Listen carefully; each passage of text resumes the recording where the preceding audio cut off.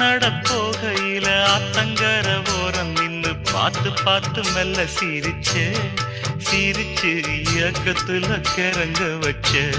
அம்மாடி ஓட தண்ணி போல பாயுற காத்தாடி வாடக்காத்து போல வீசுற மாமோய் ஊரோரம் கம்மாக்கர வேறாரும் பார்க்கவில்லை மந்தோப்பு பக்கத்துல